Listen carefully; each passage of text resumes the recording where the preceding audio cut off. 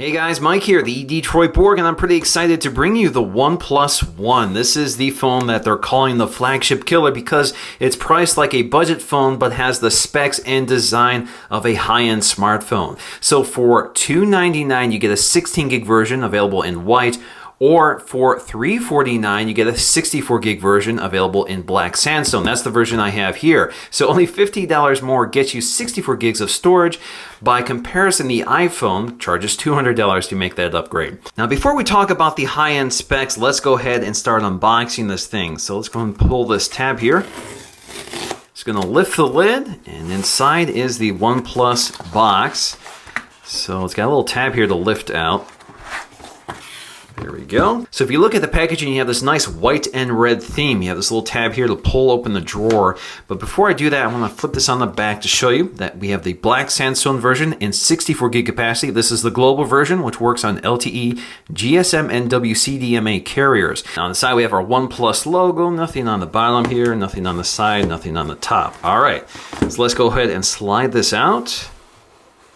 OnePlus branding there. Flip this open. Again, very nice presentation. I'm actually really impressed by the packaging. And we have this little tab here to lift up, to lift our phone out. There we go. On the back, you can already feel it, that nice sandstone texture. And I've actually seen this material before where it's used on the Logitech Harmony Ultimate Remote Control, which gives you this nice grippable texture but does not leave fingerprints. So it doesn't get greasy or anything like that. It's actually a really nice material to have on the phone. All right, so let's go ahead and lift this tray out of the way. Underneath, we have all of our accessories, including our USB cable and the SIM ejection tool. So let's go ahead and pull out this SIM ejection tool. And as you can see here, it comes in this little silicone sleeve. So you can hook this on your keychain so you don't lose it. You can pop it out here, show you our SIM ejection tool right there. Really nice. So again, they're not skimping on anything here, even though this is the budget smartphone. Now we also have our unconventional USB cable. As you can see here, it even has a cutout for the cable. So we have a little tie down here we can release. Opens up, so that stays with the cable so you can keep it nice and organized. And as you can see here, this is a wide tangle-free cable, red and white to go with the color scheme here. And you can see here we have a standard micro USB connector right there. And then we have a non-standard USB connection right here. So this is kind of a slim profile USB port connection. So as you can see here, you have those exposed connectors on one side. Now the OnePlus One also comes with a wall adapter for your specific region. In this case, I have a US wall adapter. So this is shipped kind of with your phone, but not included with the packaging of your phone. So this is not an extra cost option. This is just how they choose to package it. So let's go ahead and slice the plastic tab right here. All right, so let's just push the packaging through, and here we go. This is the wall adapter. Again, very nice packaging. Well done here. You can see that even the wall adapter is nicely designed. It is a bit on the large side here. We have our OnePlus One branding up top, USB port on the side. We have all of our information toward the prongs here. This is 2 amps and 5 volts. Now just to show you how that non-standard USB cable works, this will work with any USB port, and in order to insert it, you basically turn the contacts down, and you can see that spacer toward the top. Well, this slots below that spacer here. So all you do is connect it like so, and you can use it for charging or syncing. All right, so let's get to the phone. Let's peel off some plastic here. So we have a little tab here to lift off. Try again. All right, so let's go ahead and boot this up. I'm just tapping and holding the power button along the right-hand side. So now let's talk about the specs. We have a 5.5-inch Full HD display, so 1080p display with a pixel density of 401. This is powered by a Snapdragon 801 processor clocked at 2.5 gigahertz. We have 3 gigs of RAM. We also have 64 gigs of internal storage, which is not expandable because it does not have a built-in SD card slot. Now we have a 5 megapixel front-facing camera, good for 1080p HD video, and then we have a 13 megapixel camera on the back with stereo speakers. So again, high-end phone specs in this case, but not high-end pricing. Now at the bottom we have our 2 stereo speakers with JBL sound. We also have a pinhole microphone right next to it, as well as our micro USB charging port. Now on the left-hand side we have our volume rocker along with our micro SIM tray, which is nearly invisible. You can see we have a little SIM ejection port right here for ejecting the tray. Now on the top we have a headphone jack and a noise cancellation microphone. And on the right hand side we have our sleep wake power button. And as you can see here we have a 4.4 millimeter edge which does curve out toward the back. Now on the back we have another microphone along with our camera module, which includes a dual LED flash. This is not a dual color LED flash, just two LEDs for an extra bright flash. We also have our 13 megapixel rear facing camera which can record video at 4K resolution. There is no optical image stabilization. And we also have our CyanogenMod branding, and that's because this phone is powered by Android 4.4.2 running CM11S. So that's a crowdsourced version of Android. It's kind of an Android skin that emphasizes a stock experience with extra features and customization. All right, so as I tilt the phone into the light, you can actually see the shadow of the ambient light sensor and proximity sensor, as well as our LED notification light right next to the 5.5 megapixel camera, which is good for 1080p video, so pretty decent front-facing camera. We also have our flush earpiece, which OnePlus does highlight in its own keynote, saying that the flush earpiece will not gather dust and doesn't stick out like it does on other phones like the Galaxy S5. Now if you look at the bezel, you can see we have this nice metal band that surrounds the glass. The glass actually floats upon that. So we have this nice recessed bezel with a floating glass design, which I think looks pretty nice and kind of unique. Now toward the bottom, you do have these off-screen Android controls, but you can turn them off and enable on-screen Android controls if you prefer. They are fairly dim, but they are there if you prefer them. All right, so let's go ahead and take a look at the user interface. Now, the great thing here is that you can double tap on the screen to wake it up, and you can slide down to unlock it. You can also double tap the system tray up here to put it back to sleep, again, to wake it up like so. You can also swipe right to get to the camera, quickly launch the camera. You can also draw a V on the surface here to activate the flash on the back. You can draw a V again to turn it off. You can draw a 0 to activate the camera really quickly, like so. You can also draw a pause sign just by using a two-finger gesture to swipe down to resume playback of whatever music app you're using right now. Now, in addition to pause, you can also resume playback, draw an arrow to skip to the next track, or draw an arrow to skip to the previous track. Now, if you take a look at the home screen, you can see that this is pretty close to stock Android, but of course it is the CyanogenMod, so we can see there's some design changes here. And I think they've done a really nice job with the design, but of course you can heavily modify this to whatever theme you want, thanks to all the options available to CyanogenMod. Now, as you can see, we have our theme showcase. There are a lot of options here. So you can see some of these are free, like Great Freedom. Some of them are paid. You can see the price here. This goes through the CyanogenMod store. So $1.75.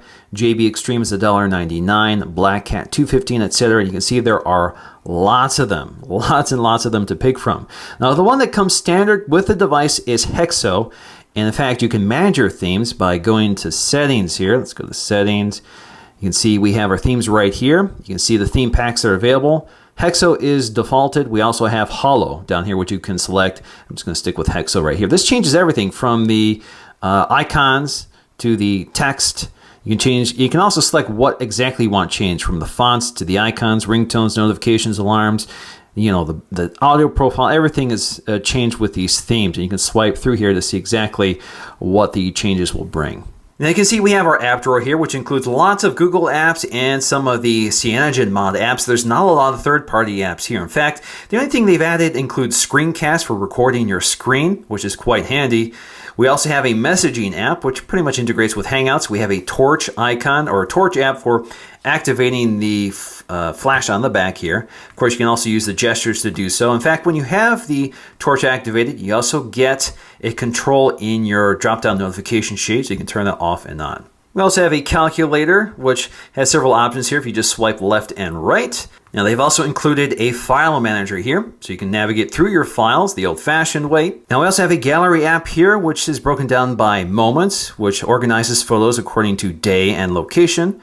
We also have our albums, which is broken down by basically foldered items. So we have our screenshots, screencasts, our camera roll, and our Instagram photos. We also have our media. This allows us to see all of our media from photos to video in one big shot here. And of course, we also have a playback option for a slideshow. You can also see your local storage, and you can add additional services. So you can add Google+, Flickr, Facebook, or Dropbox. Now, I also have an audio equalizer here through Audio FX, and you can select your profiles from speaker to headset to USB to Bluetooth to wireless. You can select your reverb options from medium room to large room. We also have the Screencast app, which basically records the screen you're working with right now. So for example, you can see I'm swiping through my home screen, press home or my app drawer. I can move things around here. And if I swipe down now, I can stop recording. Basically records the screen you're working with. So it's recording both the audio as well as the screen. Press home or my app drawer. I can move things around here. And if I swipe down now, I can stop. So as you can see here, I can move my app drawer icon around. If I go to my app drawer here, if I press my menu button here, I have several options here. I can change my scrolling effect. So I can do rotate down, cube in, cube out, and you can see all of the available options kind of cycle through for you when you select them. And I can also sort your apps by title, launch count, and install time. And you can also quickly jump to your settings panel. From the home screen, if you press the menu button, you get to your wallpapers, your widgets, or to settings. You can also change the scrolling effect just like you can in the app drawer. You can also tap and hold on the screen to get to your home screen editor, and you can change which one you want to be the default home screen. So we have the standard default home screen, and if we want to change it to that, just select it, and there we go. Now, if you want to add additional home screens, basically drag and drop an icon off the screen. So for example, let's go ahead and drag and drop Drive to a new home screen. There we go, creates another home screen for you. Now in terms of the off-screen Android keys, if you tap and hold on the home button, it takes you to Google Now, but of course you can customize this under settings, and I'll show you that. You have your back button and your menu button. Menu button will basically take you to whatever menu controls you have for the specific location you're in or whatever app you're in. So for example, if you're in Chrome, if you tap that, it takes you to your menu options. Now if you tap and hold on that menu button, it takes you to your recent apps. You can swipe them out of the way to close them or jump to them to get to the app, and of course you have a clear all function in there as well. Now if you prefer on-screen Android controls, we can go to settings right here, and we can go to our buttons right there and enable on-screen Nav Bar. Now if we enable this, you can see some of the screen is now taken up by those Android controls. So you can see they're transparent on the lock screen or home screen. If we go to an app, you can see it does take away some space. Now if you tap and hold the power button along the side here, you get to the expanded desktop option. So when you enable expanded desktop, it fills up the screen here. And in order to see those buttons again, you just swipe up to get access to them. Same with the status bar up top. Now by default, if you swipe down on the right, you get to your quick settings panel. If you swipe down on the left, you get to your notifications. This is pretty familiar to a tablet interface. You can also use a two-finger gesture to do the same here. Now you can change this behavior under settings. If you go to interface and go to quick settings panel, you have the quick pull down option. So you can turn it off. You can select the right hand or left hand side to enable or to swipe down to get to those quick settings panels. Now let's take a look at that drop-down notification sheet. So you can see up here we have our quick settings toggles, which includes Wi-Fi, Bluetooth, airplane mode, our flashlight, which you can turn on or off. We have our screen lock rotation, and you have your profile. So you can change the users available here because this does support multi-user mode.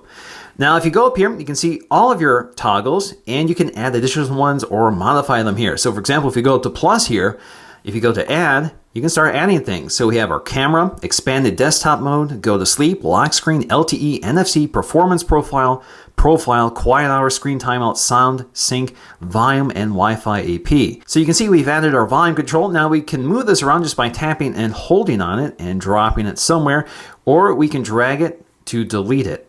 You can also reset to default by going up here. Now I want to add something that I think is a little more useful here, and that is quiet hours. So if we add quiet hours, basically this is a do not disturb function. Now if we go to our quick setting toggles, we now have quiet hours, which is off. We can toggle that on or off. And if you tap and hold on it, you can actually get to your control panel for enabling this feature. So this allows you to adjust its behavior. For example, time of day, what you want silenced or not silenced, that sort of thing.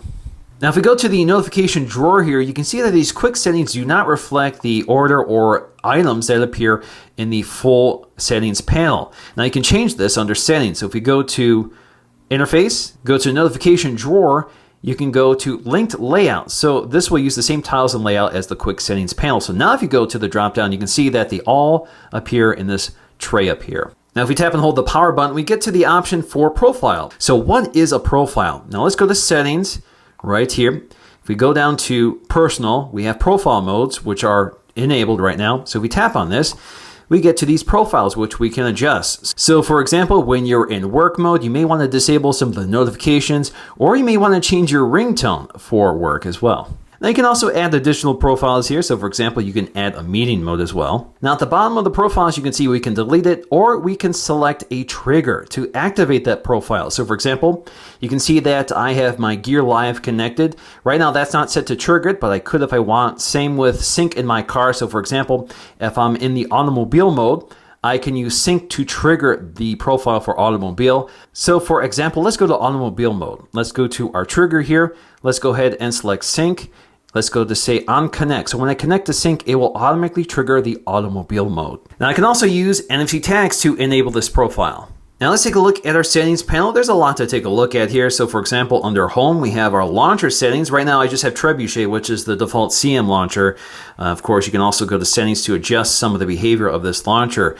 And of course, you can add additional launchers and select which one you want to be the default launcher. Under lock screen, we have interesting settings, including button actions.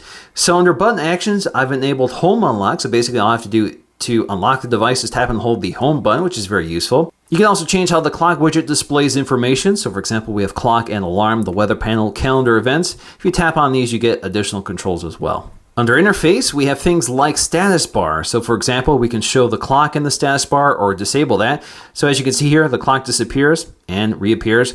Battery status style, so you can have icon in portrait, which is the standard battery icon. We have icon in landscape. We have the circle, which is actually the default icon. And then we have text, which I prefer here. Now you can also enable brightness control. So this will allow us to swipe across the status bar to change brightness of the display. Now also useful is show notification count. So it will display the number of pending notifications for a specific app. This is particularly useful for email. Now let's take a look at the camera app, which again is pretty close to stock Android. So we can take a photograph, we can tap anywhere on the scene to focus and adjust exposure. You can also record video. This does record video in 4K resolution as it's doing right now. That means I can't snap photos while recording 4K. So you can see that's X'd out. We can stop that. We also have our mode selector right here. So if we go right here, you can select certain modes. For example, we can select Smart Scene, which will automatically select the right mode for the scene. Or you can manually select the scene mode you want. So slow shutter, action shot, backlit, beach mode, candlelight, etc. You also have HDR right here, so if you want to enable HDR mode, you can do so. You can also switch between the front-facing and rear-facing camera like so, and you have additional controls right here for settings. So you can see the size is 13 megapixels. You can also change the quality of the image, so I have it set to 100%. You can also select your slow shutter speed. You can do auto half a second, 1 second, 2 second, 4 second, or 8 second. Of course, you'll need a steady hand or tripod for that.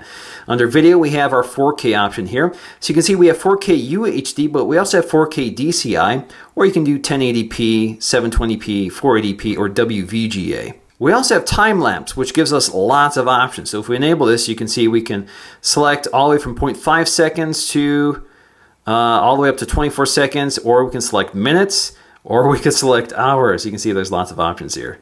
You also have your video codec, H.264 or 263 or MPEG-4. We also have our audio codec right here, AMR, NB, or AAC. Now if we swipe to general, you can enable use of the power button for shutter release, the volume button for zooming, and you can switch to left-hand orientation. Now in terms of 4K video recording, the results are pretty decent. I'm actually impressed overall by its performance, but I did run into a substantial issue, and that was overheating. When it was recording 4K video for extended periods of time, up to 5 minutes, it began overheating the device, and at that point, the frame rate of the video recording would drop, which caused some problems. And I can actually feel just how warm the device got while recording 4K video. Now this is not uncommon while recording 4K. I actually ran into this with the LG G3 as well. So there's a lot of demands on the device when recording 4K, and this is no exception with the OnePlus One. Now I'm really impressed by the camera quality. Again, 13 megapixels with a 6-segment lens. That's very similar to the specs on an iPhone. So you get pretty high-end camera specs, and the results do show it. So you see pretty good color reproduction, focus is sharp and accurate, and you see a good balance between the lowlights and highlights of an image. So things look pretty balanced. You're able to get pretty foolproof images out of this phone without tweaking the settings. So definitely impressed overall by the camera quality. Now its weakness, like a lot of high megapixel cameras, is just low light performance. There's no optical image stabilization, so sometimes it's hard to get a sharp image, and it's a pretty grainy image with overexposure and that sort of thing. The flash is pretty bright, does a pretty good job illuminating the scene, but it isn't the most accurate color flash. The software seems to do a good job balancing out the green color of the flash in most images, but it's definitely not the best flash out there. A lot of flashes are using dual tone, but that isn't the case with this phone.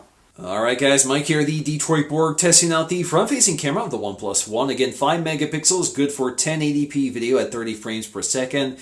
So that's a pretty high-end camera for a front-facing camera, which is now becoming the norm on higher-end smartphones. But of course, the OnePlus One is priced like a low-end smartphone. So again, pretty impressive specs here on this camera. Now, the OnePlus and the LG G3 have the same 5.5-inch screen size, but of course the LG G3 is more compact and has a higher resolution display. This is a QHD display versus the 1080p here on the OnePlus. Both displays look excellent, but of course the LG G3 has a lot of resolution to work with. Of course, you can see the LG G3 is a lot more compact, but it doesn't give you the option for off-screen Android controls, which, as we can see here, are actually very useful in the OnePlus case. Now, because the OnePlus is so lightweight with that grippable texture on the back, it actually feels very comfortable to handle. I don't find this too big at all. I actually love the way this phone feels. Now, there is that rumored 5.5-inch iPhone, which has that same screen size of the OnePlus here, but you can see that the rumored 5.5-inch iPhone 6 is quite a bit taller than the OnePlus. But of course, the iPhone, as it likes to be, is thinner than the OnePlus. Now, just to give you some idea of the size comparison between this and the very popular Galaxy S5, again, you can see that this 5.1-inch display is still dwarfed by the 5.5-inch display here. But of course, this is Super AMOLED. In this case, this is also the Galaxy S5 Prime, so this is a QHD display as well, just like the LG G3. But again, you can see this is a much more compact phone overall. Now, in terms of performance, both the LG G3 and the OnePlus have very similar internal specs. They have a Snapdragon 801 clocked at 2.5 gigahertz. They both have 3 gigs of RAM, and they both have the same GPU, the Adreno 330. So they should see similar results, but you can see that the OnePlus actually bests the LG G3 by fairly comfortable margin, especially in the multi-core score. Now, the OnePlus also features stereo speakers at the edge of the phone, which delivers pretty good audio. So let's go ahead and take a listen.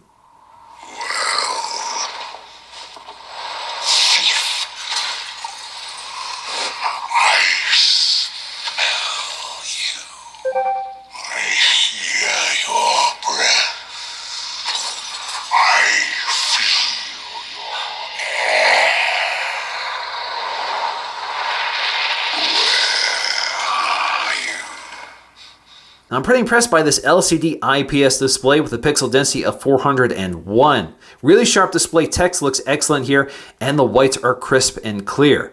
Blacks are pretty dark, although not up to OLED standards, but they're pretty dark, and colors are not oversaturated. They're not as bright or vivid as you might see on the GS5, but they definitely look a little more accurate. Definitely an excellent display overall.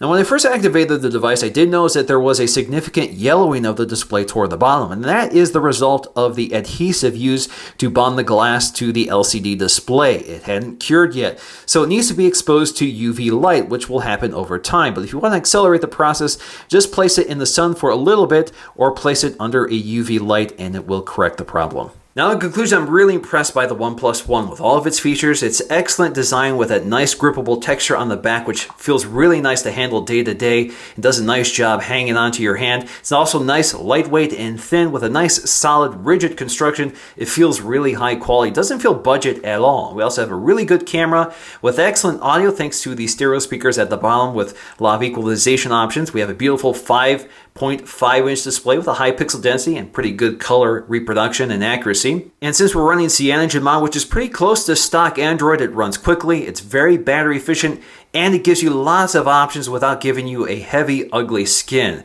So definitely impressed overall with the packaging of this device, the pricing, the features, and the design. So without a doubt, the OnePlus One is a huge home run for me. So that's going to do it for me in this video. Thanks for watching, and I'll see you again in the next video.